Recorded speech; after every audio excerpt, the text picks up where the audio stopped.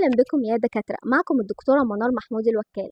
في الحلقة اللي فاتت عرفنا إن الكلمة الطبية بتتكون من بريفكس بداية الكلمة، روت أصل الكلمة أو جذر الكلمة، والسفكس اللي بتيجي في نهاية الكلمة. النهاردة هناخد أول مجموعة من البريفكس، النمبر الأعداد، وبعدها اللوكيشن أو البوزيشن المكان والاتجاه، وهنشوف إزاي البريفكس الصغير يغير معنى الكلمة كلها. يلا بينا نبدأ. قبل ما نبدأ لازم نعرف إن البريفكس ليها تايبس وأنواع البريفكس زي إيه؟ زي النمبر الأعداد، لوكيشن أو البوزيشن المكان أو الاتجاه، كوانتيتي أو السايز الحجم، تايم الوقت، and الكالر اللون. أول حاجة نبدأ بيها إيه؟ البريفكس الخاص بالنمبرز الأعداد. لازم نعرف إني لو جه في بداية الكلمة كلمة مونو أو يوني بتدل على حاجة واحدة بس. يعني إيه؟ على سبيل المثال كلمة مونو سايت. هنا مونو معناها واحد، وسايت هنا معناها إيه؟ معناها خلية. يعني الخلية دي خلية دم بيضاء ليها نواة واحدة. مونو سايت يعني الخلية ليها إيه؟ ليها نواة واحدة بس. يبقى كلمة مونو أو يوني بتدل على حاجة واحدة. طيب كلمة باي بتدل على إيه؟ باي هنا أي إنسان طبعا بيكون عنده إيه؟ باي آي، بيكون عنده two eyes عينين. تمام؟ طيب تراي هنا بتدل على إيه؟ تراي بتدل على 3. على سبيل المثال برضو كلمة ترايسبس معناها سبس يعني رؤوس، وتراي يعني 3 يعني عضلة لها 3 رؤوس. عضلة لها 3 إيه؟ 3 رؤوس. طيب بولي هنا معناها إيه؟ معناها كتير. كلمة بولي بولي معناها كتير، ويوريا معناها إيه؟ يوريا جاية من كلمة يورين اللي هو البول، فبولي يوريا كثير التبول. يعني نقول مثلا الشخص اللي بيكون عنده دايابيت السكر بيكون بوليوريا، كثير التبول، بيدخل الحمام كتير.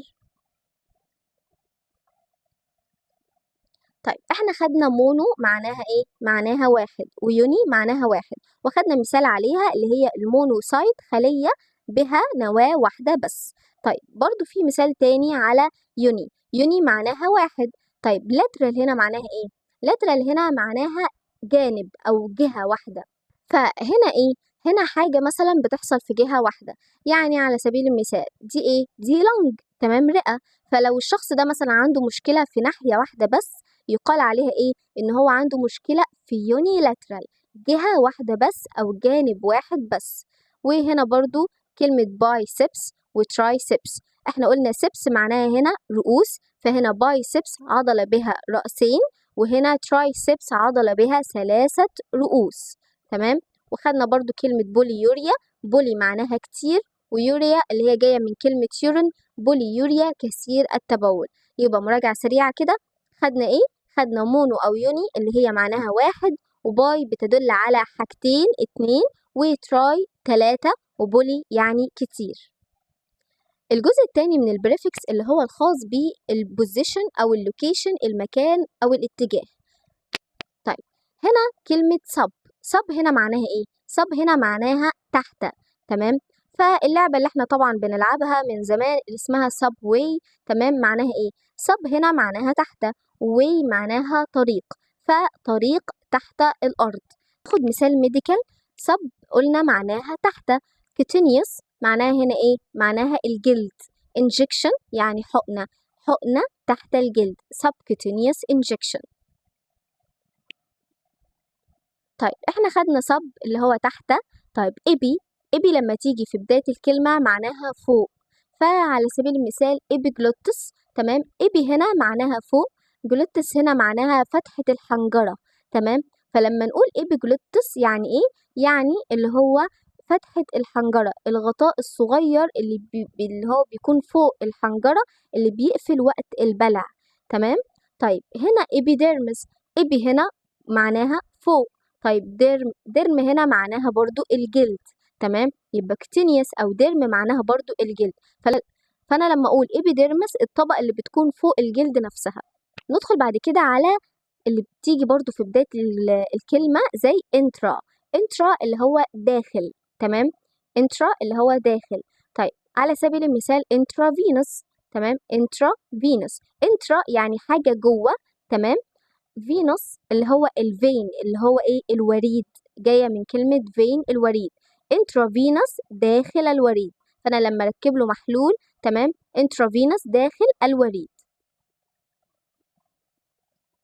طيب اكسترا اللي هي عكسها بقى اكسترا خارج تمام.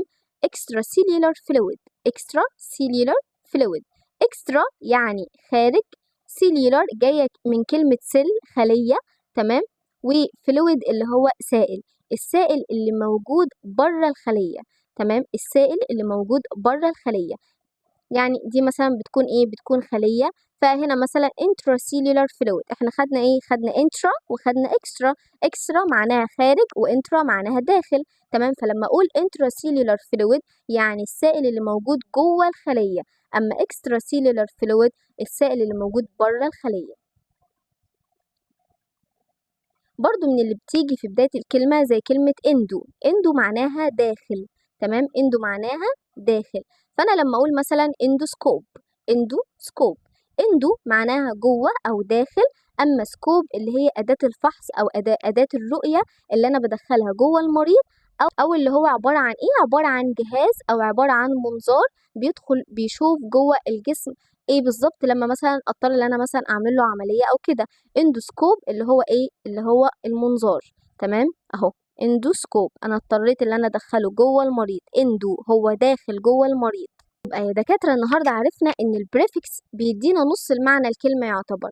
في الاعداد خدنا مونو او يوني اللي هي بتدل على الواحد، باي اللي هو اتنين، تراي تلاتة، بولي كتير. وخدنا في البوزيشن او اللوكيشن المكان، خدنا سب اللي هو تحت، وإبي فوق، انترا داخل، واكسترا خارج، واندو برضو داخل او جوه تمام.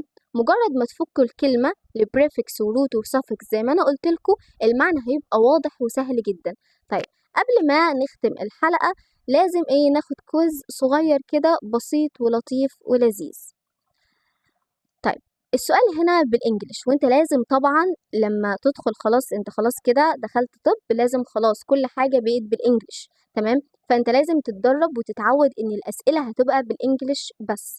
طيب على سبيل المثال السؤال الاول هنا what does the prefix mono mean، يعني ايه what does the prefix mono mean، يعني كلمة prefix اللي هي المونو دي يعني معناها ايه، معناها واحد تمام، معناها ايه، معناها واحد.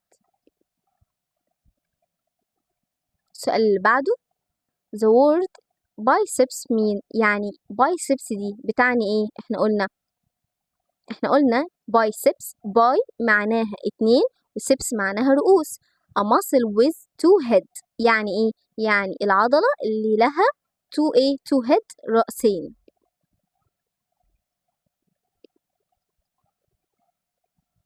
السؤال اللي بعده subcutaneous injection mean، كلمة subcutaneous injection تعني ايه، احنا قلنا sub دي اللي هي بتكون تحت، cutaneous معناها جلد، injection اللي هي الحقنة اللي تحت الجلد، injection into the bone يعني انك هتحقن في البون اللي هو العظم، ولا injection under the skin تحت الجلد، ولا injection into the vein، طبعا injection under the skin حقنة تحت الجلد.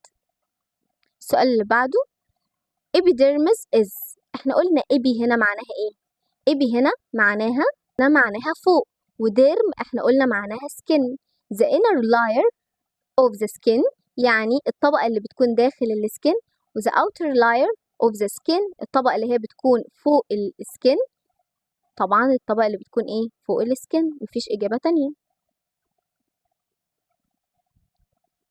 طيب extracellular fluid means، يعني extracellular fluid دي يعني extracellular fluid تعني ايه، extra معناها خارج، وcellular اللي هي جاية من كلمة سل خلية، وفلويد اللي هو السائل، فهو فلويد أو سائل خارج الخلية. طيب فلويد inside the cell يعني السائل داخل الخلية، ولا فلويد outside the cell السائل خارج الخلية، ولا فلويد above the skin السائل فوق السكين، طبعا فلويد outside the cell السائل خارج الخلية.